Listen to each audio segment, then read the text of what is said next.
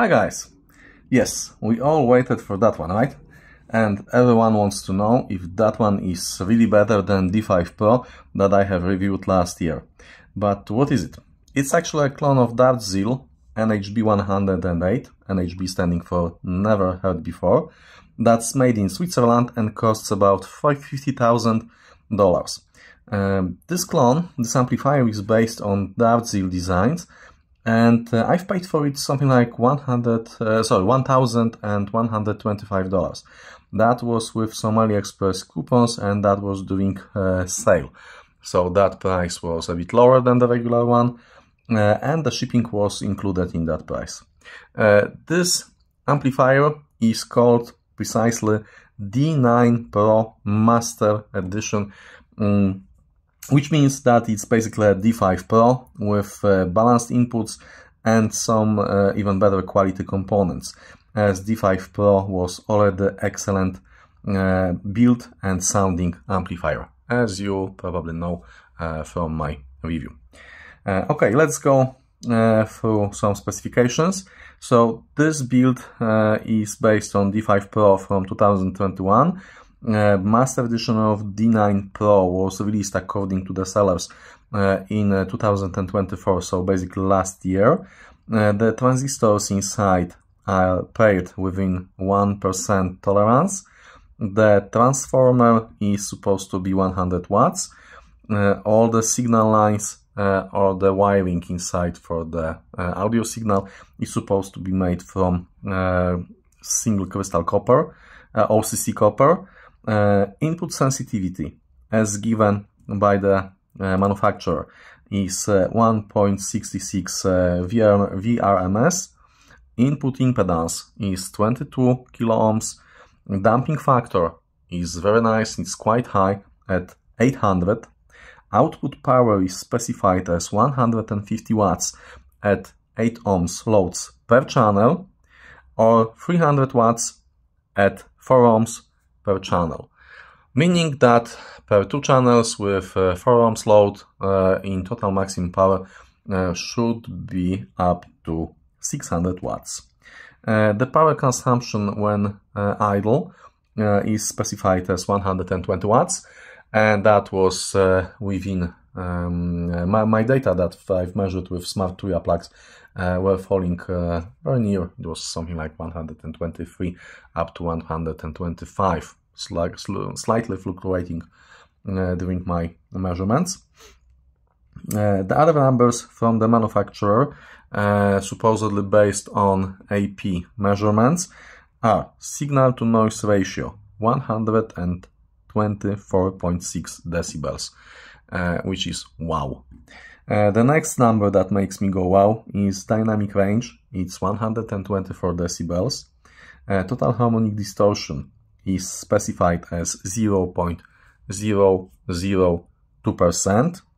THD plus noise is specified as 0.0092%, which again are amazing numbers. I've also measured the operating temperature for this amplifier, and after 1 hour of playing music, it was around 57 up to 59 degrees centigrade, but that was maybe not in a perfectly vented place, but it was not also in closed cabinet. So it runs quite hot, not as hot as A-class amplifiers, but do make sure to provide enough ventilation for that amplifier. So let's take a look at the outside and the inside. On the front we have only power switch and 2 status lights for left and right channels. On the sides we have cooling fins. The amplifier is quite heavy. It's not as heavy as FM801 or Brewmaster clones, but it weighs something like 23 or 24 kilograms, so it's quite heavy. In the back we have 1 set of single-ended RCA inputs, 1 set of balanced inputs, set of switches that are used to choose which pair of inputs we will be using. But it's not like it's a mini integrated amplifier. I mean, you should not connect two different devices to both of those and just switch. The switch is for choosing which one will be used, and the other set of inputs should be unused.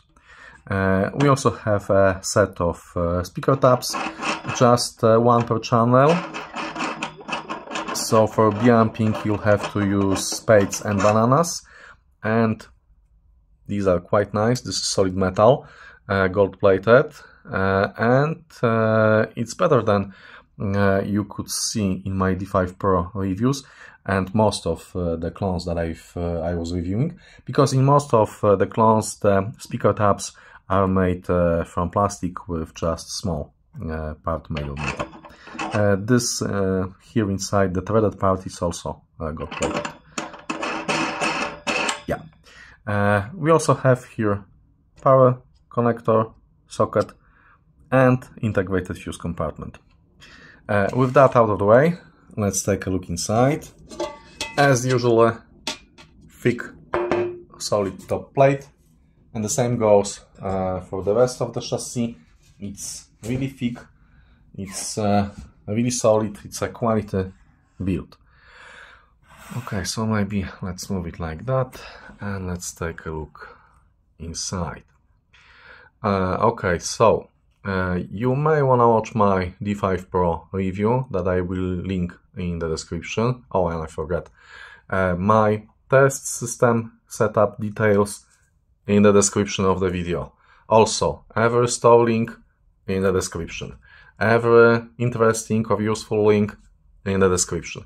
If anything interesting comes out from the discussion in the comments section, I will also update the video description, and I will provide any additional links if there will be anything to link to. Okay, so take a look at my review of D5Pro. Take a look at my first look video for this amplifier, as I don't think I'll be going much into the detail right now, but I will focus on the differences between this amplifier and D5Pro. So the first thing you'll notice are the blue BC V-shake caps. D5Pro that I got was using L4 audio capacitors. The total capacity per channel is exactly the same.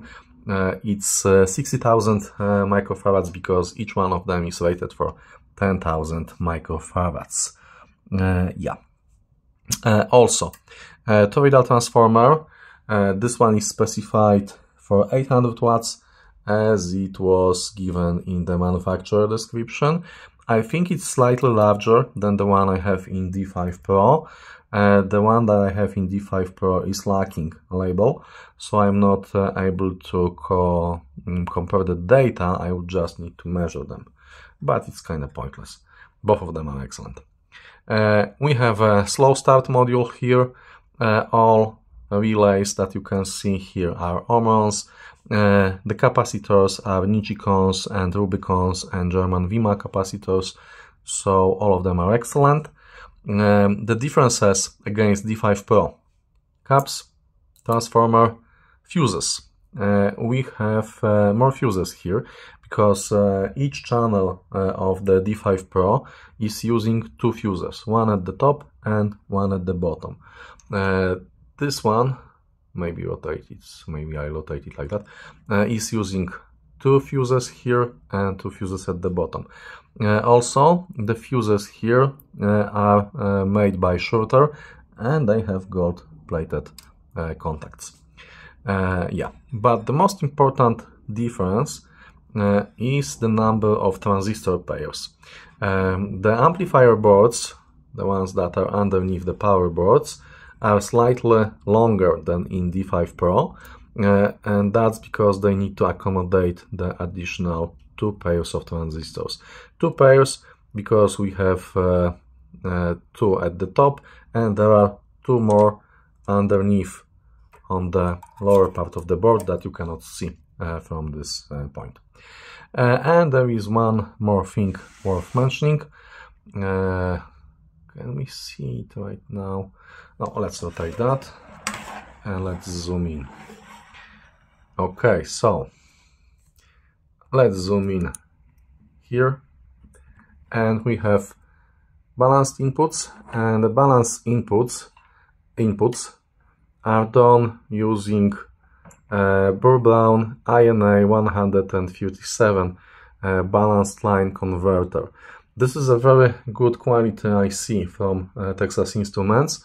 As far as I remember, it has a signal to noise ratio 123 or 124 decibels.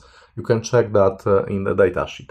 So basically this is a very high quality component, but then again it's something that's additional straight into the added into the signal line, so it's kind of like maybe not exactly having a preamplifier, but basically having additional device in your signal path, and that's something we usually try to avoid.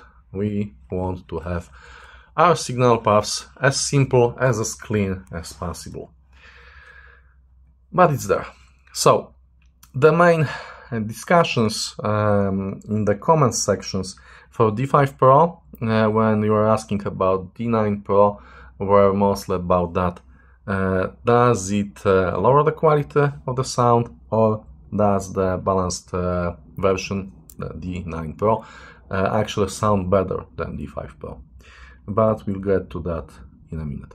So basically these are all important differences between D5Pro. One more thing that's not exactly a difference, but maybe worth noting, is that we have a DC servo here, and DC servo is using OP07C single operational amplifier. So I would probably try to replace that with something faster and more precise. But that's for the modding part. If this one will be the best one, it'll get all the mods, because my goal is to find the amplifier that will be the best for my Martin Logan electrostats, and that one will get heavily modified. Yeah, while we're here, you may take a look at the speaker cables that are quite nice quality here, and the signal input cables are those ones. As I told you earlier, the manufacturer says that these are from OCC copper. Okay, so let's zoom out. And that's all about the build quality. Now let's move to the most important part of the review. Well, I will leave it like that so you can take a look inside while I'll be covering the sound quality. So the first section is bass, and the bass is everywhere. It's powerful, it's very clear, and it's very fast and precise, exactly like it was with D5Pro.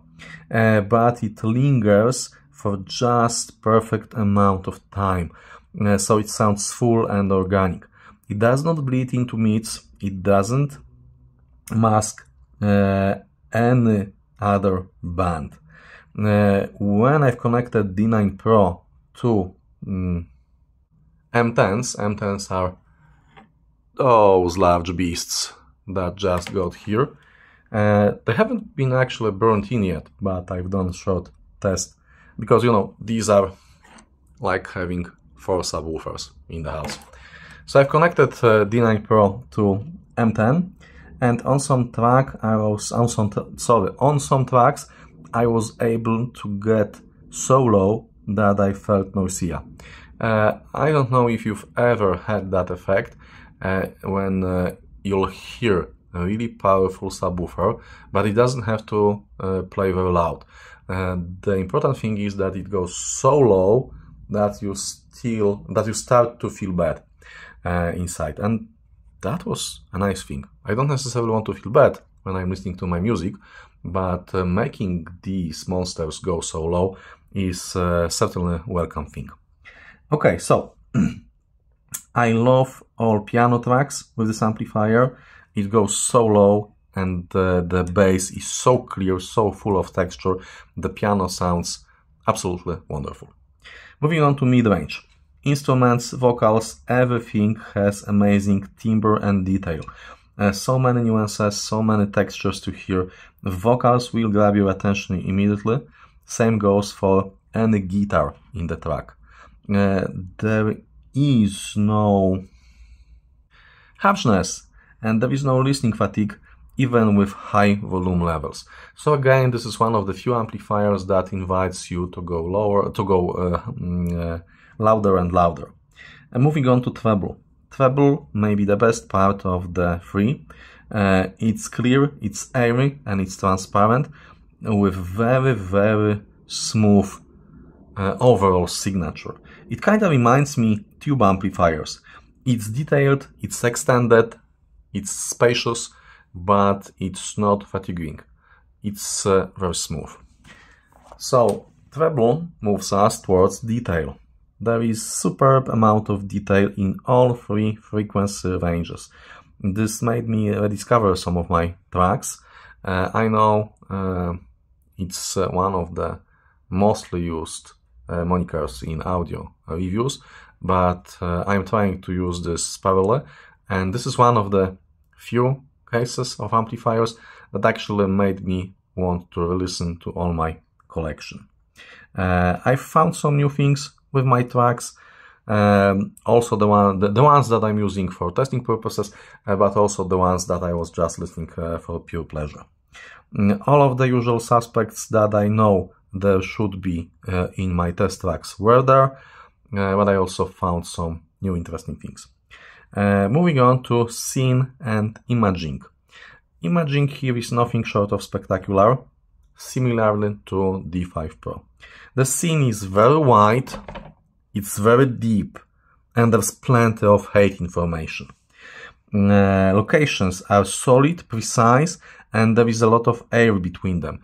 Again, as with some other top-of-the-line amplifiers, the locations are not just points in space. They have a solid feeling, but at the same time, they have clearly designated borders. I mean, they are not fuzzy. You can hear that the piano is here, that the guitar is here, and it's not like piano and guitar are overlapping. There's a lot of air between them, and there's a lot of precision in positioning of all of the instruments. This quality immediately exposes bad recordings, kind of like flat paintings, but good quality stuff is just beautiful. If something was recorded, if something was mixed with care, love and tenderness, you'll be actually enjoying the three-dimensional imaging with this amplifier.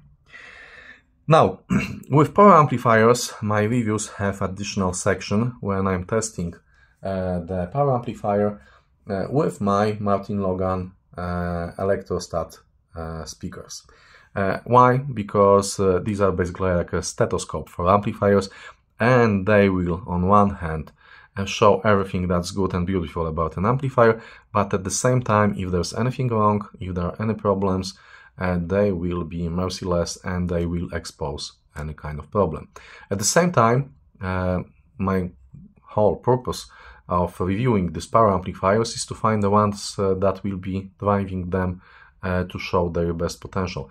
The thing is that A-stands go as low as 1.2 ohms in the treble region, meaning that they are maybe not exactly difficult to drive, because in theory they have quite high sensitivity, but then again 1.2 ohm load for many amplifiers is bordering on shorting the outputs, and the sound is muffled, the sound is muddy, and it's veiled.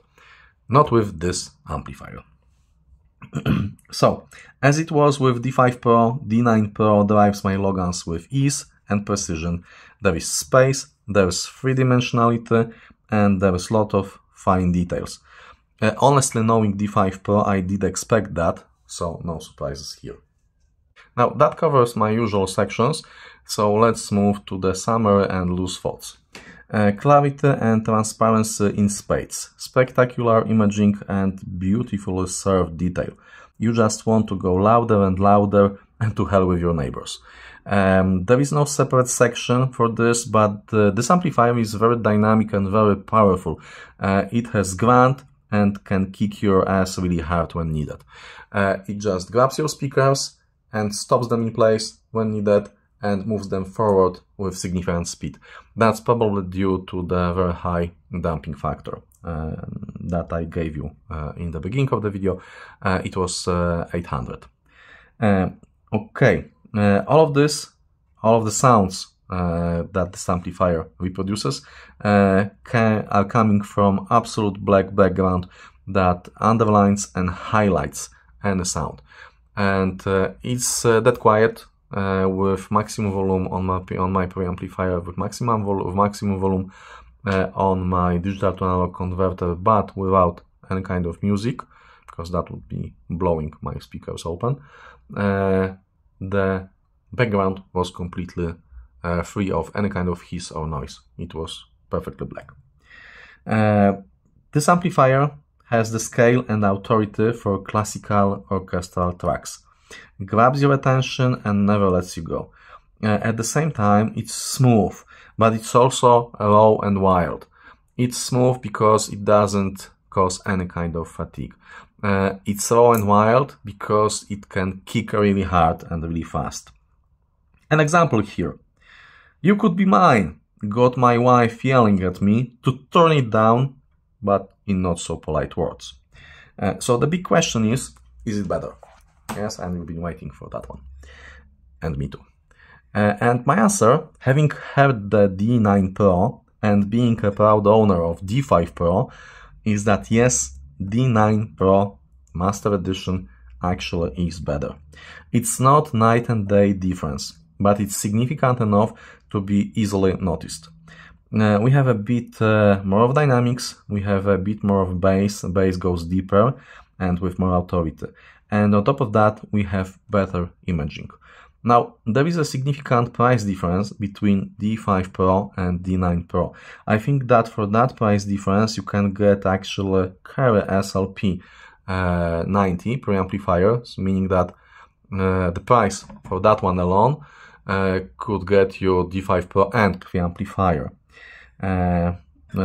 with some AliExpress coupons, I think. But still, you can get two devices for the price of that one, but it does sound better.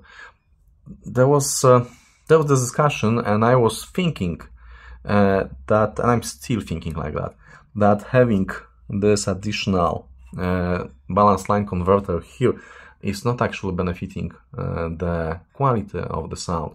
But then again, if the signal to noise ratio given for the amplifier boards is in range of 124 decibels, and that was also the number for D5Pro that doesn't have this Texas Instruments chips, that means that if we'll add the signal line converter with SNR in the same range, 124 decibels, in theory it means that probably we won't be able to hear the differences, the problems and the noise that this additional device will introduce. But then again, on the good side, XLRs and balanced line allows you to use higher symmetric voltages, meaning that the dynamic passages will have, let's say, more swing. This balanced connection will be able to raise the voltage difference for the same amount of time. It will allow the amplifier, actually the source, to be able to swing the voltage with the higher amount of difference. If it makes sense, if you understand what I mean. I would need to use some kind of whiteboard and draw what I mean. The slew rate is higher. Yeah. Okay, so you can use RCAs, you can use XLRs. There is no significant quality difference, although obviously with XLRs the sound is just louder. It's clean, but the sound will be louder. Okay, so should you go with this one or should you go with D5Pro? That's a tough question, and only your wallet can answer that one. Sound quality wise, it really is better. I would say that regular D5Pro gives you about 90, maybe 95% of what D9PRO delivers. The differences being mostly in dynamics, in bass, in imaging. But as you know, these 5 up to 10% in a subjective world of audio can mean a lot. So in my case, I am recommending both of them as excellent amplifiers.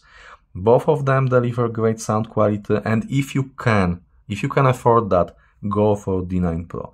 If you can't, D5Pro is still an excellent choice, and it will remain in my recommended list that I'm updating in my YouTube social feed before AliExpress sales, if I'll remember to do that and if I'll catch a sale.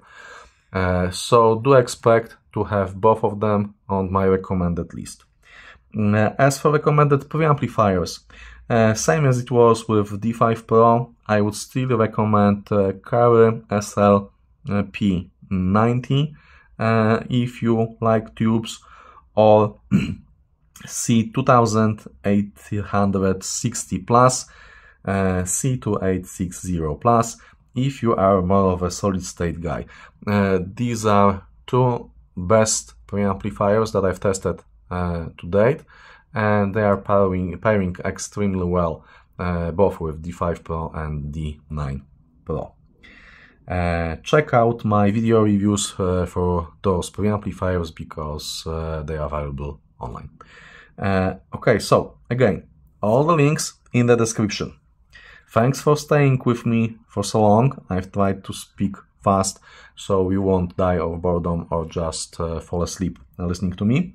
And if you like that video, if it helped you, you're more than welcome to support my channel by buying me a beer using super thanks that can be found under the video. Again, thanks for watching. Again, system setup details in the description, all necessary links, all additional information in the description of the video. Thank you guys, I hope you like that, and I hope you'll have a great and wonderful day ahead of you. Stay tuned for more reviews like that. I'll be catching up with the things that already got the first looks, but stayed in my queue for too long. See you next time.